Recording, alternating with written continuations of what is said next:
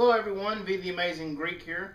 Today the project that we're going to be working on is modifying the full length machete sheath, the hard shell type, to fit the 12-inch Ontario machete. So they don't make this in the size for this. They only sell the lined, and I don't want to say cloth, but it's some type of material, soft shell. So that's what they offer. But I saw this, and at the time I thought it was, the way it was sitting in the display cabinet, I thought it was a shorter version. I was like, oh crap, you got the short one. They said no. I said, all right. So I just real quick, I thought, well shit, I can modify that and shorten it up. It's just plastic, and what I'm going to do is I have taken my full length one, laid out where I need to cut, giving myself about the same clearance as this one. You have a little bit of clearance on the end there. So what I've done is I've drawn it out. Try not to cut my hand with this saw. And I've given myself about 1/8 of an inch extra here, because what I'm going to do is I'm going to cut this out. Then I'm going to take, once this part is removed, I'm going to trim some of this pre-curved piece here. I'm going to cut a thin strip of it out, try to be uniform, and then I'm going to take that, move it up here, and glue it in place. And then that'll be a shortened version of the full size. And the reason I'm doing that is with the soft shell, I have limited mounting options on a rucksack or a Alice pack. You have the one strap-on point here. You can secure it, and then if you start to secure here with straps, all of a sudden now you're pulling against the blade and stuff. You're not actually mounting against the sheath. So I didn't like that idea. I'll still keep this and use it, as a travel along without the rucksack. If I'm going somewhere to do something, I can take it with me. And then also, it comes with the sharpener. So that's pretty cool. Don't have that for that. If you don't have a stone or a diamond sharpener or something, you've really just put this thing through hell, you can always flip that up, pull out, and kind of hone that edge a little bit. It's like the carbide sharpeners that you draw your knife through. Smith's makes things like that stuff. So I don't have a bandsaw, and the more projects I do, I'm noticing I need to get one. They're not that high. I need to go ahead and pick one up. And so I'm going to cut this. I'm probably going to use the jigsaw with a fine tooth blade so that I'm not just ripping through it, just kind of take my time and go slow. I'm guessing with this type of material, from experience I've had with other plastics and some plexiglass, you're going to want to cut very slowly with this. You don't want to just have the blade going very fast. If you have variable speed jigsaw, that's what you're going to want, and just slowly go and cut the shape out, because like with plexiglass, if you get the blade going very, very fast up and down, it creates a lot of friction, and even though you're cutting as you're going through the material, it will actually melt back together right behind the blade. And I've done that in the past, not having experience cutting the plastics. Just cut right through, and you're like, why didn't it fall off? And it actually melted back together. So that's something to keep in mind. I'm not going to do this by hand with a knife, because I'll cut through one, then I got to match the other up. I do not want this being all out of whack. I want, when I'm done, I don't want it to look like, oh God, somebody modified that. I want them to think, where the hell did you get that? And then say, haha, I made it. So that's what we're going to do. So I'm going to go ahead and make my cut. And when I do that, I'll show you. And then I'll find, how much of this I need to cut out. Like I said, I'm thinking an 1/8 of an inch strip to put in between there, and we'll just use some epoxy. This is good stuff. We'll use that and clamp it together and let that dry, and then we'll have a mountable sheath. I was thinking it doesn't even have to curve. One thing I was thinking was just make it flat, and maybe put measure on my Alice pack how far apart the mounting straps are, and then possibly put Alice clips so that it can mount. I don't have to strap around it and just actually mount. But to do that, I would probably have to maybe not take this off, but I would have to modify this so that the clip can fit. But it's looking like I'm going to go ahead and make it curved, even though that may be a little bit more work for me. But it'll look kick-ass, and then nobody else will have it until after they watch the video. Maybe they make one. So that's what I'm going to do. I'm going to cut it, and I'm going to quit talking and let you guys see. You have to forgive the freaking mess around here. I've been doing bug-out bag stuff, and all my stuff's out, and you know, one project to the next, it's a disaster. So, well, I'm going to get started on that for you. Geez, 6 minutes of that. All right, that was not bad. So it cut through, no problem. Got a little bit of space there. Now, I went ahead and cut the other strip out of here. And what I'm going to do is I've marked on here, you can't see it, where I'm going to cut it, clean it up a little bit, rough up the surfaces with some sandpaper. Then I'll rough up the surface here just a little bit so that the epoxy has something to bind to. And then I'm going to use my new squeezer clamp things that I got from Harbor Freight. And after I put the epoxy, clamp it down. Now, in the original, right here, let me see if you guys can see that. Okay. So there's a little, see, there you go. See that hole right there? So that water or debris or whatever can come out of there. I'm going to leave that type of space in my modified machete. I'll leave a little gap here, recreate that, and then glue the other part in there. And then, heck, you shouldn't really be able to tell that it was modified. My cut's pretty decent. Looks good. After it's glued in there, I'll probably take it on the buffing wheel and just make everything super smooth, just so it looks really nice and even and everything. And that's the step we're on. So I'm going to make the cut here, clean it up, and I'll glue it in there. Alright, so got a little bit of this epoxy left from my first batch, so we can go ahead and use the rest of it. That's it right there. Alright. And I'm going to put a liberal amount because once it's dry, it's not going to affect the blade that's in there. It's not even going to touch. I've got enough clearance. I just wanted to show kind of how I'm doing this so that somebody doesn't say, oh, how'd you do that? It seems simple, and it is really, but if you've never done this before, I guess it could be, you know, not so simple. So I'm not going to, I'll put a little bit of epoxy in here, and then I've got my piece here. I'll put some on there also. So open this up. I used some 60 grit paper and roughed up the surface a little bit so that the glue has something to adhere to. Open this up. I don't want it on the outside. There we go.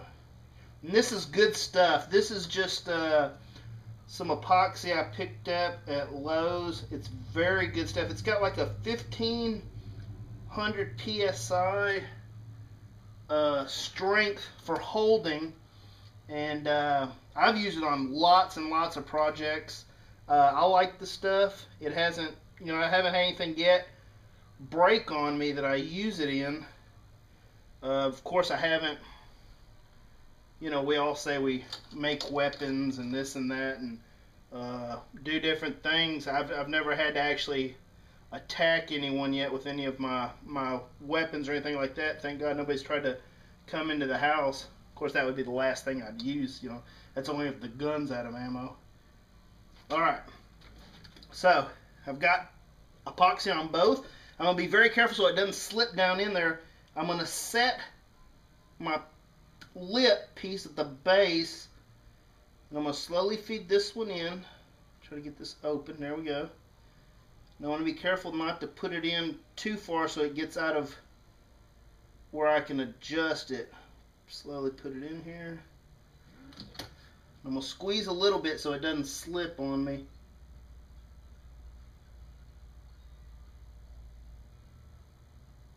Alright. There, it's in there. I've got my gap at the front. Move this stuff out of the way.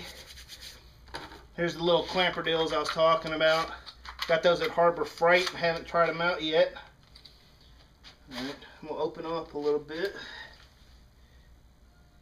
Alright. We'll clamp the front first. Get a good.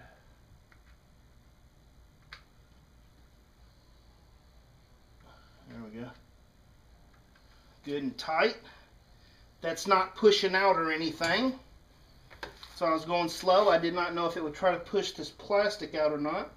The back, the blade side is trying to push out just a hair, so when I get it close to being squeezed in there,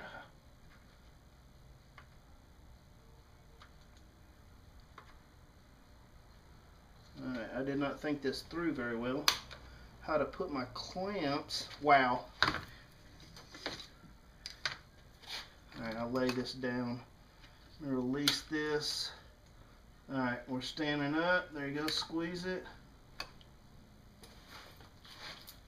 I guess I'll do this one the same way. I might be able to, here we go. Well, shit. It's a matter of finding the right way to clamp it so I'm not putting a lot of weird strain on it. There we go. Push that in. Where's my nail? There it is.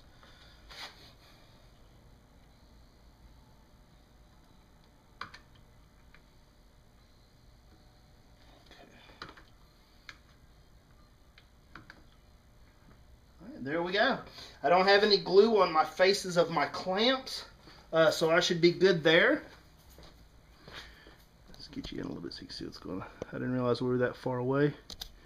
So that's what we're going on. We got it clamped up. We're going to let that dry. They call it, 5-minute epoxy. I let this stuff sit overnight. I got nothing going on that I need it right away.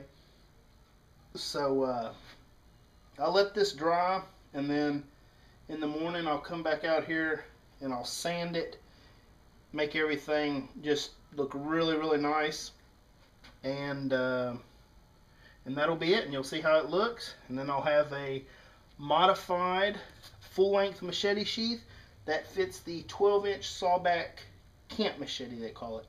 So you'll catch me in the morning. I will show you how it turned out. Alright, so our glue has dried, the epoxy has, and we don't really have that much material sticking out.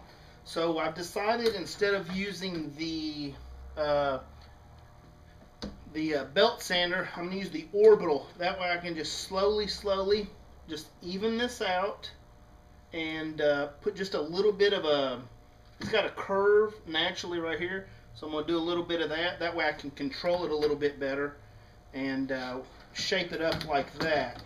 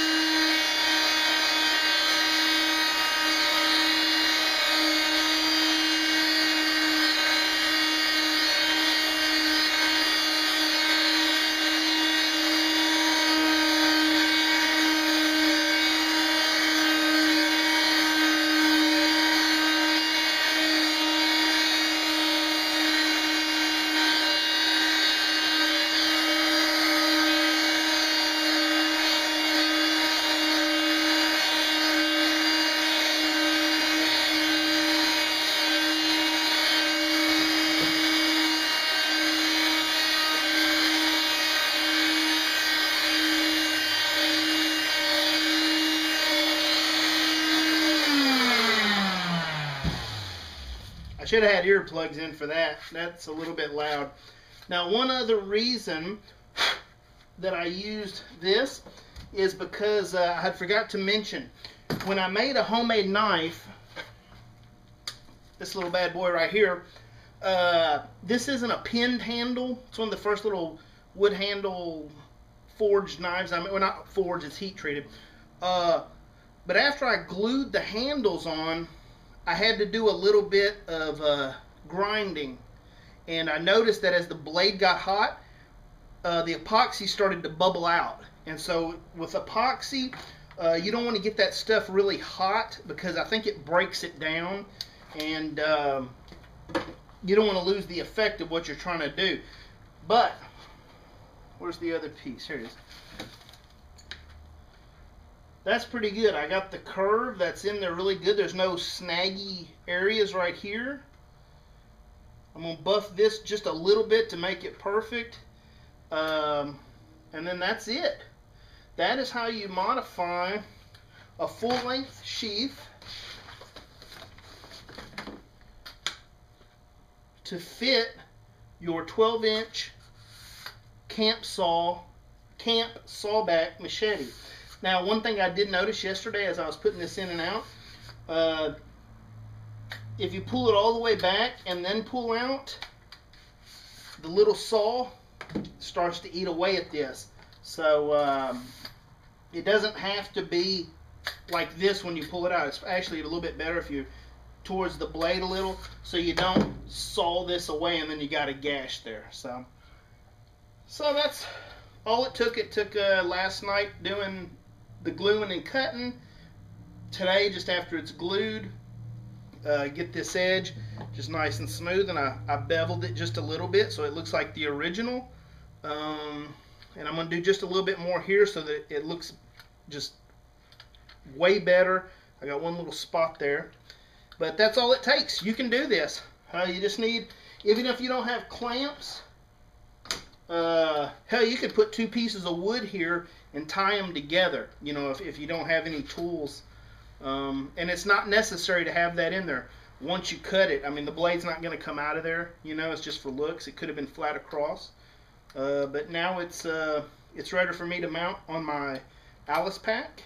And I'm not sure yet if I'm going to take this old style Vietnam era clip on that goes on the web belt and pull that off, mash this metal flat, and then use it so that an Alice clip can be put there and either belt carry it or attach it to something. So that's how you do that. And I'm V the Amazing Greek. I thank you for watching. I hope this this project helped somebody that was, you know, like me, wishing they had a hard shell case for their less than full-size machete. So also, if your blade will fit in here, I don't see why you couldn't do this with a marbles machete. Some people have suggested I check those out. Or any type of machete, you know, a bola, if it'll fit in here, you know, cut it to fit. It's that easy. So with that and the handle modifications from the other video, we're in good shape. And thank you for watching. You guys take it easy.